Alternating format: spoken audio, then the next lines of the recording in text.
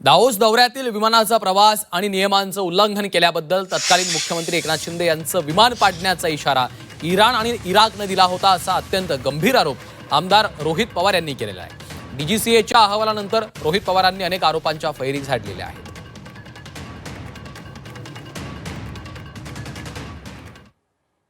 हे विमान म्हणजे 16 ते 20 जानेवारी दरम्यान 23ला हे दावोसला विमान गेलं होतं. कुठलंही विमान व्हीआयपीला घेऊन जात असेल, नाहीतर तुम्ही स्वतः जात असाल तर फ्लाईट प्लॅन द्यावा लागतो.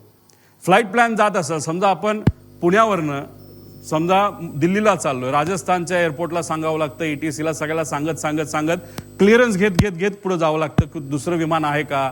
आणि जर इंटरनॅशनल प्रवास असेल तर मग तिथे आपल्याला बघावं लागतं की दुसऱ्या देशांची परवानगी आहे का. आणि बिना परवानगी जर विमान त्या देशामध्ये गेलं तर ते विमान पाडलंही जाऊ शकतं. आणि तसंच काहीतरी हे एकनाथ शिंदे साहेबांच्या बाबतीत घडलं अशी माहिती आमच्या आहे.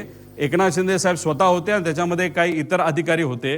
याच्यामध्ये झालं असं, बहारेनला हे विमान खरं 8 तासाचा प्रवास आहे, लेअरजेट सहसा 4 तासच्या आसपास जाऊ शकतं. बहारेनला हे विमान उतरलं, त्याच्यात रिफ्युलिंग झालं.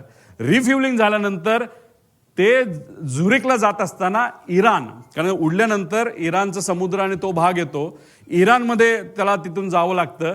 इराणच्या देशाने म्हणजे आता इराण आता वॉरमध्ये, तुम्हाला माहिती आहे की त्या विमानाला जवळ जाऊन आम्हाला जे कळालेलं आहे, कदाचित दुसरे फायटर जेट सुद्धा तिथं आले होते आणि त्यांनी सांगितलं होतं तुम्ही जर आत्ताच्या आत्ता नाही वळला तर तुमचं विमान आम्ही पाडू. हे इराणच्या एअर डिफेन्सली त्या ठिकाणी सांगितलं होतं. त्याच्यात कोण बसलं होतं? एकनाथ शिंदे साहेब बसले होते. मग इराणवरनं ते इराकच्या साईडला गेलं, इराकली सुद्धा हेच केलं.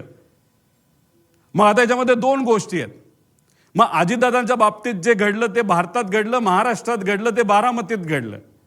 मग या बाबतीत इंटरनॅशनल ग्राउंडला VSRला हाताशी धरून, नाही तर VSR स्वतः दुर्लक्ष केल्यामुळे, नाही तर मुद्दामून एकनाथ शिंदे साहेबांच्या बाबतीत सुद्धा तोच प्रकार होणार होता का, असाही प्रश्न आम्हाला होऊ शकतो.